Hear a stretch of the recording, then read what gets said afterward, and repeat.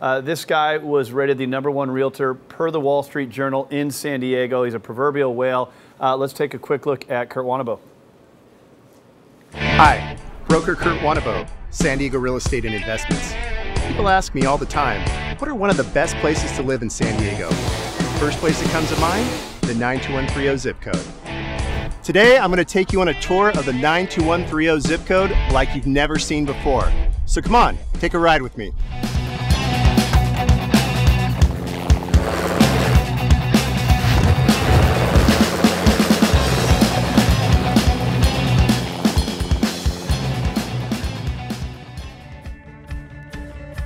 It's centrally located and situated just off the coast of the finest beaches San Diego has to offer. With some of the best. So I forgot to mention he's also a helicopter pilot.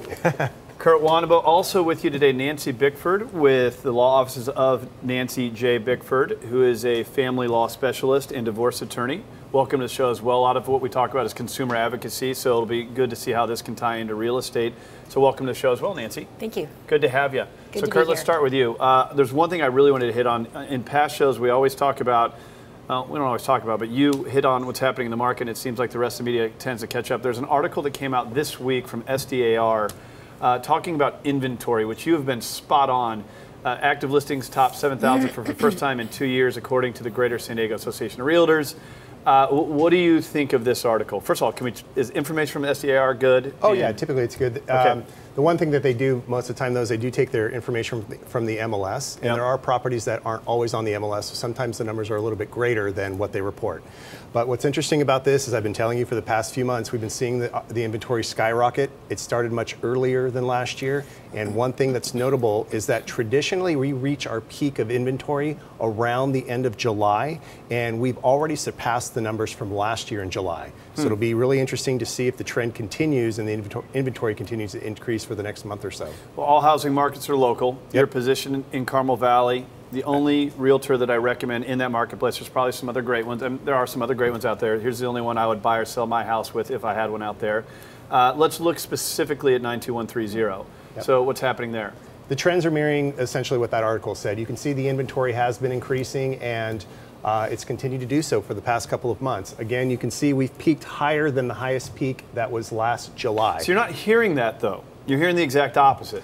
Well, it just depends where you get your information. So, like I said, some agents aren't out there on a daily basis looking at this every day. They work a little bit and go away, work a little bit, go away, and the news typically gets their information, and then they take another 30-day cycle to report it. So I look at this stuff real time every day, and it's something that I do track.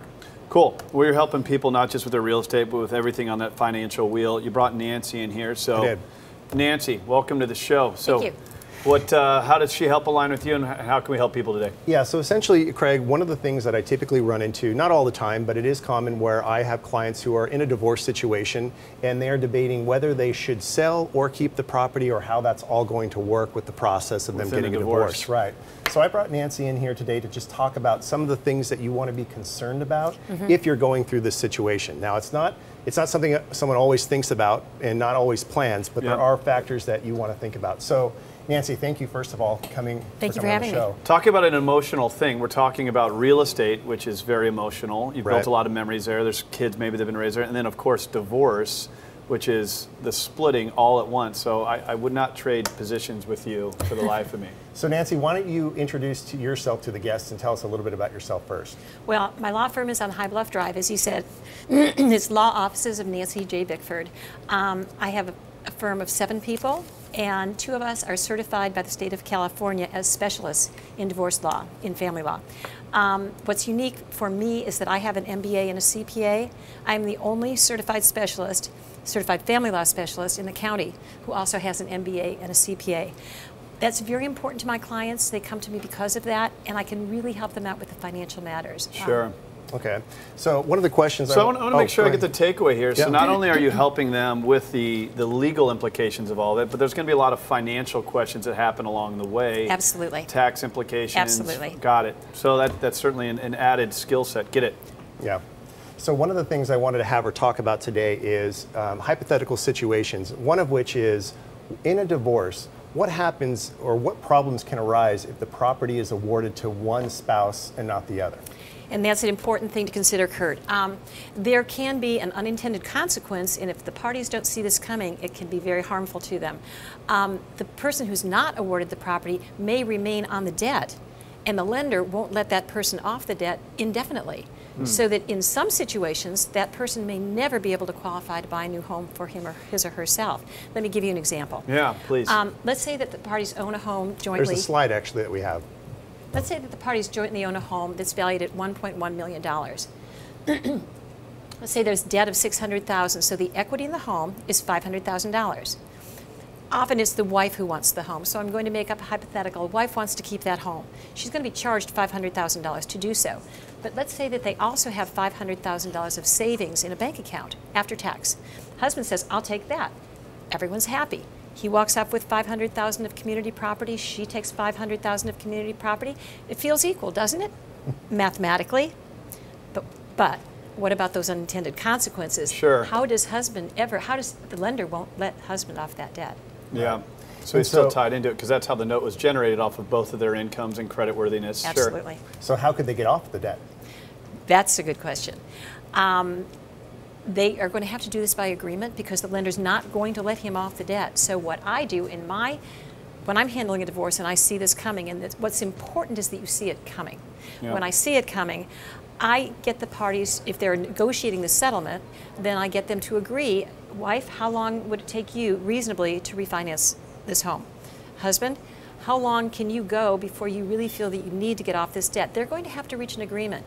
It might be 1 year, it might be 3 years. Those are the ranges that Even on that refinance, though, she's going to have to qualify on her income, and that might be a difficult thing to do. Absolutely, and that's why we have to build into this. I've seen that, and that's why you have to build in a further provision, which is you have X amount of time, a year, 3 years, to refinance, pay down the debt, maybe you win the lottery, I don't care, he has to get off the loan, or the house must be listed for sale. Well, that's where Kirk can step in and get the high top dollar and probably get them each of them more money. And you've probably seen this in the lending space, which is if the husband has the debt on the books, it could be very difficult for him to buy another property on his own if he still has the other property debt on his books. Right. And I've had that happen. I had 2 clients who came to me because their attorney didn't foresee this.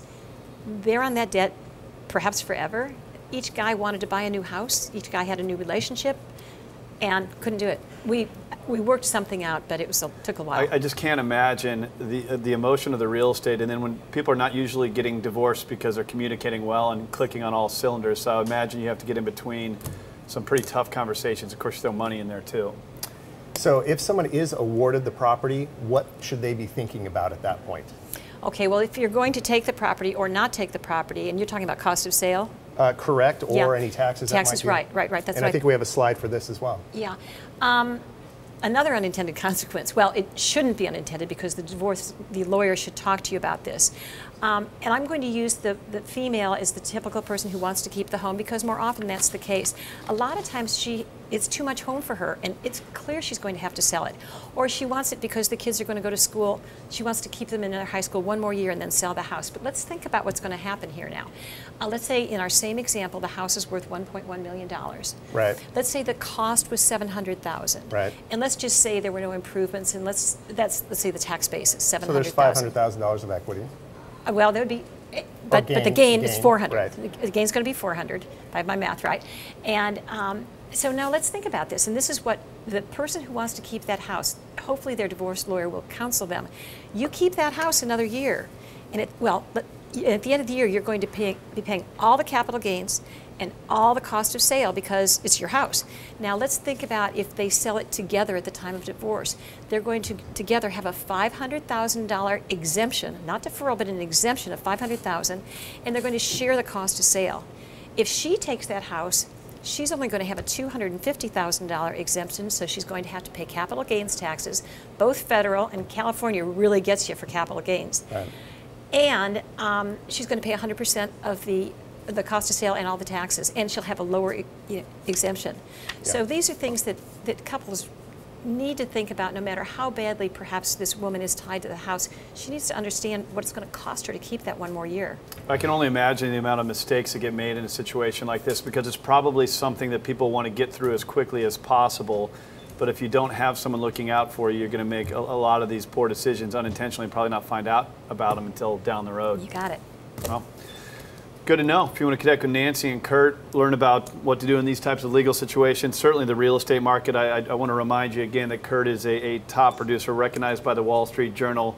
Just does an awesome job on this show and on our radio show. Go to brokerkurt.com, learn more about the Carmel Valley marketplace. He's got a lot of videos and training and certainly a turnkey solution to some of the tougher situations that happen in real estate. Thank you, Kurt, and thank you, Nancy. Appreciate it.